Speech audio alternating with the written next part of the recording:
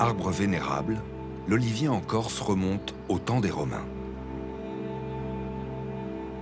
Mais le 31 juillet 1989, la Corse brûle jusque dans les quartiers de Bastia.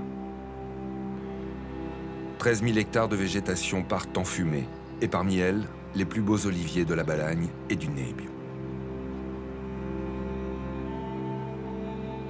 C'est alors toute l'économie d'une région tournée sur l'huile d'olive qui périclite. Dans les années 90, quelques producteurs reprennent le travail.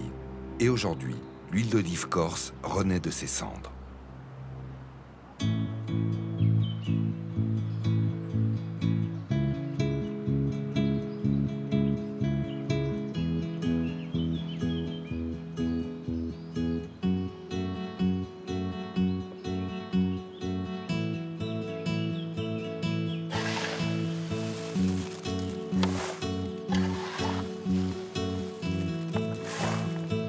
L'olivier, c'est le symbole de la Corse, c'est le symbole de la Méditerranée, c'est le symbole de toutes les religions, c'est l'arbre éternel, quoi.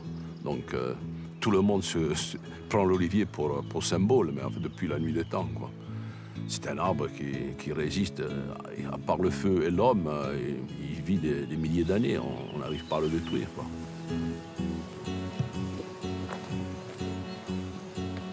La forme des troncs, regardez, on dirait des arbres, on dirait des personnalités qui ont souffert toute leur vie. Ils sont tout tortueux avec le temps, les coups, la foudre. Il y a tout qui est passé dessus pendant des siècles. Hein. Et ils ont résisté, ils repoussent. Hein. Incroyable, c'est une vivacité, quelque chose d'extraordinaire.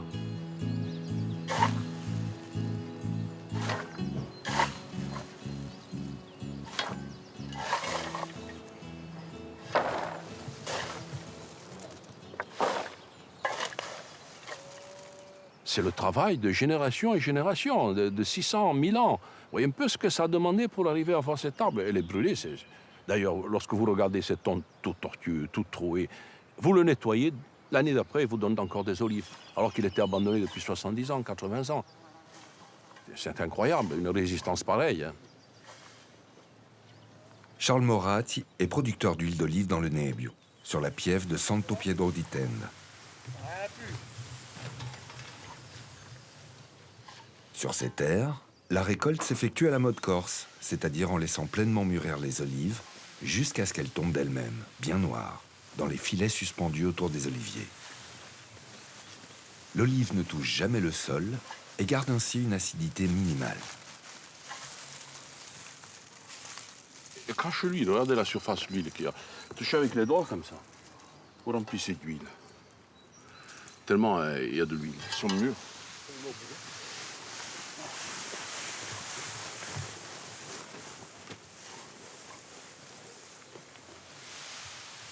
C'était la terre de l'olivier. A Santo Pietro on disait Santo Pietro un bello paese, quando le olive stanno appese, quando le olive cascano in terra, fame, peste, guerra. Ce qui veut dire, lorsque les olives vont en maturité, qu'on peut bien les cueillir, à Santo Pietro, c'est un très beau village.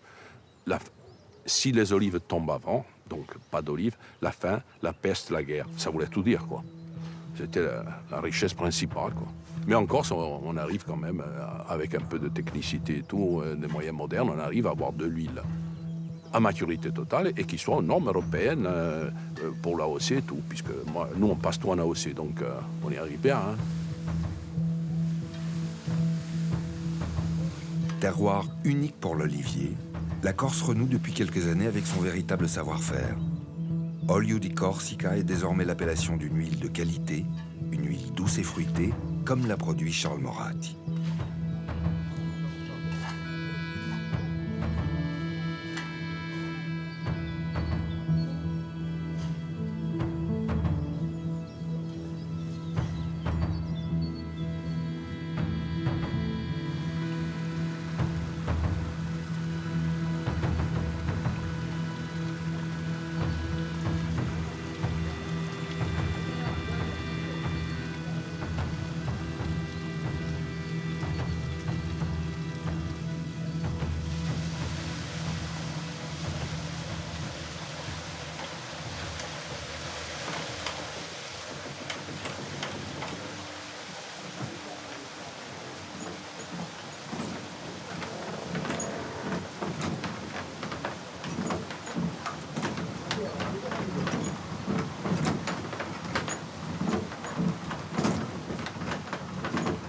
Dans le hameau de Terre-Rosse, il existe un moulin à eau qui ne veut pas vieillir.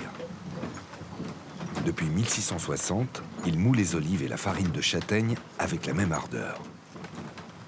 Les frères Scartabelli, les derniers meuniers du Cap Corse, continuent à le faire tourner en souvenir de leur père.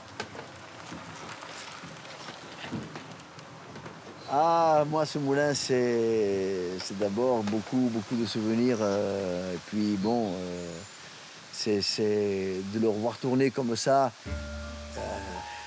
Il y en a un qui est content là-haut, c'est mon père. Parce que, bon, il était très attaché à ce moulin.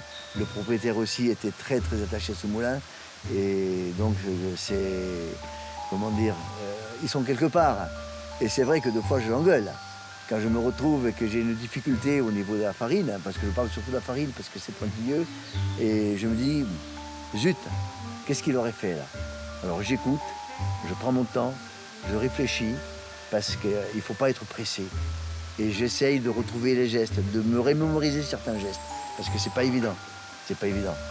Voilà. Mais c'est vrai que ce moulin, c'est le passé, c'est le présent, et j'espère que ça sera aussi un peu l'avenir, hein, parce que...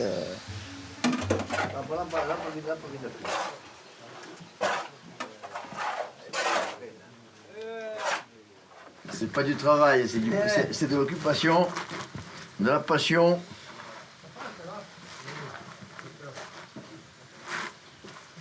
Alors ces paniers, c'est ce que j'ai à la main là, on appelle ça des scortins.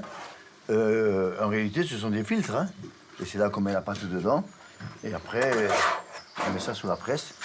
Et quand on les remplit, on essaie de les remplir bien équilibrés, qu'il n'y ait pas de creux, pour que ça porte assez bien, parce que des fois, ça glisse un peu à la pression.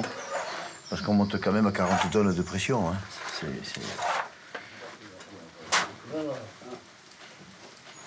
Arriva giù appena dell'ultima, se ti mette pressione così, né? Voilà. Non.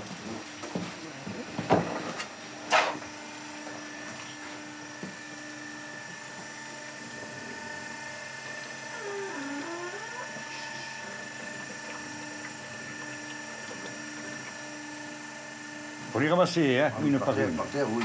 Ouais. Bon, la couleur noire, faut pas faire attention, parce qu'après, nous, on travaille en décantation, hein. Donc, si vous voulez, ça va décanter, le noir va aller au fond, et donc le noir est séparé de l'huile, hein.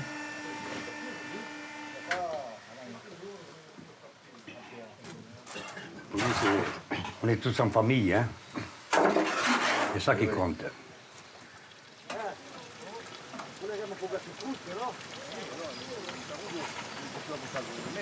Le moulin de Terre-Rosse, c'est toute la vie de ce hameau qui se retrouve ici pour quelques litres d'huile d'olive ou quelques kilos de farine de châtaigne.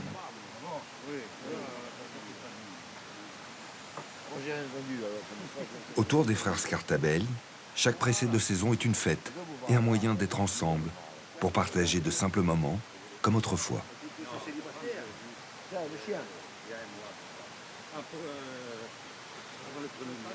Si vous voulez, si demain il n'y a plus personne qui va amener quelque chose à manger à ce moulin, le moulin ne parlera plus, il ne mangera plus, sera fermé définitivement.